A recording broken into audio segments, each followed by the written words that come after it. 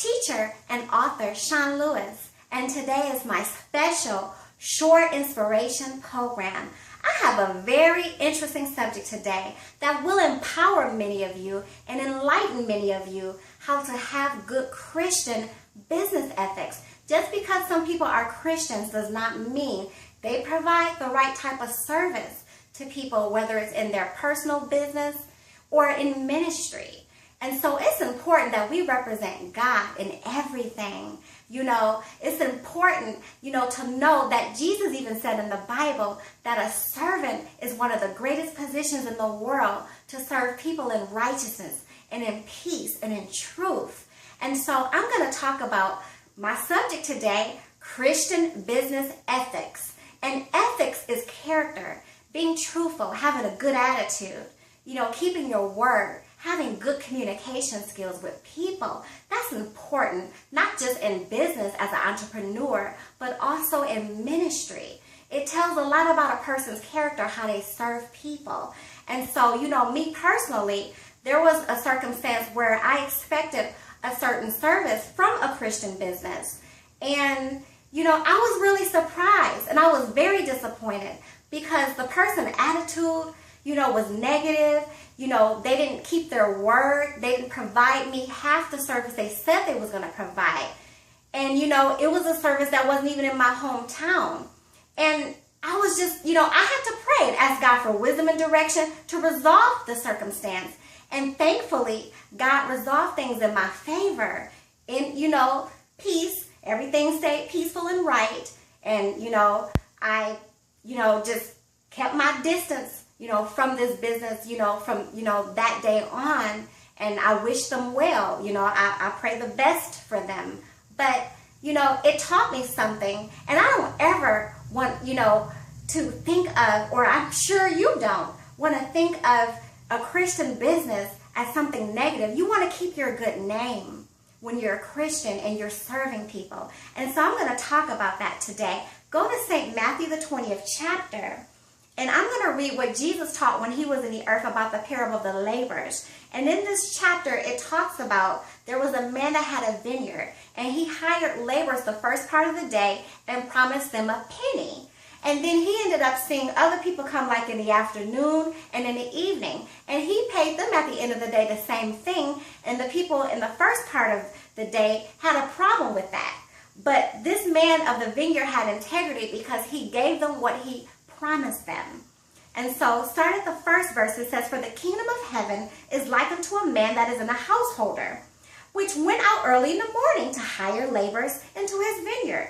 And when he had agreed with the laborers for a penny a day," remember it says he agreed with them a penny a day, "he sent them into his vineyard.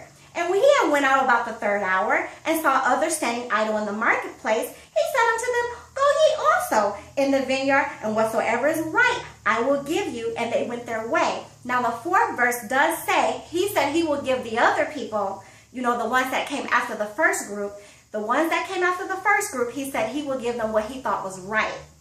But the first group, he already told them they would get a penny.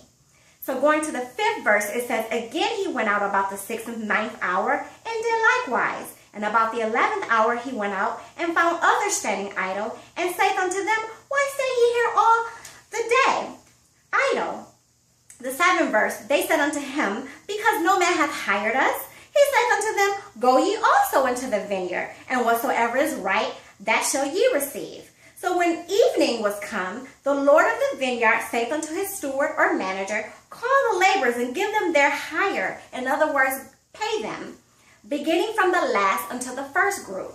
And when they came that were hired, about the 11th hour, the group that came in the evening, they received every man a penny. So the vineyard person's manager ended up giving them a penny, the people that came toward the end of the day. And then the 10th verse says, "But when the first came," which was the first group, "they supposed that they should have received more. And they likewise received every man a penny." So they noticed they was getting paid the same thing as the group that came later, or the other groups that came later. And then it says in the 11th verse, "And when they had received it, they murmured against the good man of the house, saying, These last have wrought but 1 hour." In other words, they didn't even work that long. And thou hast made them equal unto us, which have borne the burden in the heat of the day. But he answered one of them and said, Friend, I do thee no wrong. Didst not thou agree with me for 1 penny? Take that thine is, and go thy way. I will give unto this last, even as unto thee. And do you see the integrity and the truth and, the righteousness of how this vineyard person had to remind, the person, the group that he hired in the beginning of the day, I told you a penny. Now, these other people that came after the first group, he said, I'll give you what was right. But he kept his word. That's my point. That's good business ethics. And so it's the same way with us today. If you have a food service or a cleaning service or even in ministry, have a good attitude. Keep your communication right. If something is going on where you can provide what you said you was going to provide, contact that person or those people and try to give them, something for that, or give them, give them a timeline or something. Because when we don't treat people right in the eyes of God, God isn't like that. He will avenge his people. He will bring judgment upon people that don't provide what they said they was going to provide. And so it's important. Keep your good name. Do what is right. Have a good attitude. There's been Christian businesses where, people had attitudes. I mean, you can't represent God and you're supposed to be in business or ministry. You're supposed to have a good attitude and represent the love of God. That is so important. And when you do, God blesses his people. And if you can also go to Proverbs, the 6th chapter. Now, when the Lord brought me to this chapter, I'm going to tell y'all, I was like, wow. Proverbs, the 6th chapter and the 6th verse through the 8th verse talks about the ant, the insect. Now, in the natural, I don't care for ants. When you're trying to go, to a special, event with family and you got like your basket of food and how ants try to get into your food and have their own little party.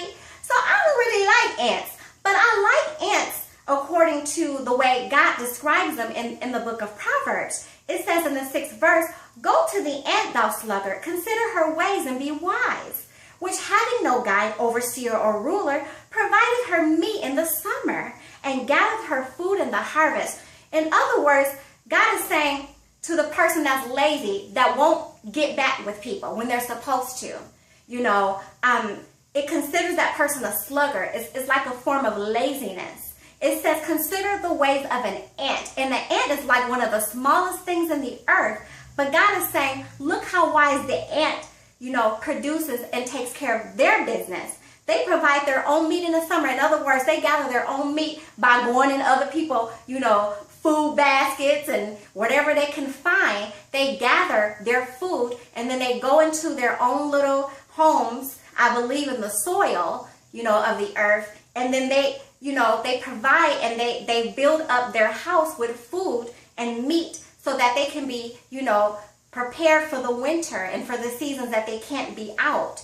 And so that's taking care of business for their own house. And so God is saying, consider how the ant takes care of business. And God considered them wise. Well, that's the same way we have to be. We have to have good Christian business ethics.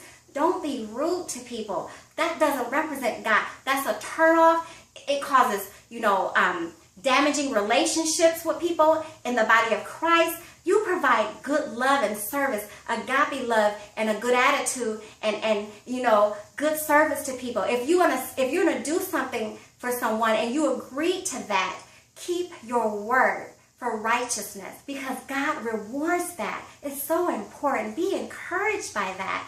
God wants you to keep a good name. The Bible even says a good name is rather to be chosen than riches in the earth. And so that's so important. So for my final thought, if you can go to 1 Thessalonians, the 4th chapter, I'm going to read from the 6th verse. This was so important to me as well. It says that no man go beyond and defraud his brother or sister in any matter, because that the Lord is the avenger of all such, as we also have forewarned you and testified. The 7th verse says, For God hath not called us unto uncleanness, but unto holiness. And so God is even saying, don't defraud anybody in any matter. What does that mean? Defraud means to swindle, to double cross someone, to deceive them. If you said you're going to do something, do it not just in business, but in any area of your life. for the righteousness and the glory of God, because God avenges when a person, is trying to do what's right and another person, they don't. Or if a person expected something from someone and they didn't keep their word or their promise, God avenges those people. And so be very encouraged to know that. And so you want to keep your good name. You want to provide service because you reap what you sow. When you're good to people, it comes back to you. And God ultimately rewards you in righteousness. So be encouraged by that. Keep your good name. Provide good service to people. It is representing God. It is important to God. And I want to encourage many of you, if you have not gotten your copy of my book, Overcoming the Seesaw of Wisdom Against Fear, order your copy today. It is blessing many across the world. This book will teach you how to overcome fear and how to deal with, certain confrontations with the wisdom and the peace of God. This is a very powerful resource that you need to keep in your personal library, that you can keep going back to read. It talks about the wisdom of God from the Bible. Order on Amazon or pre-order with Barnes & Noble.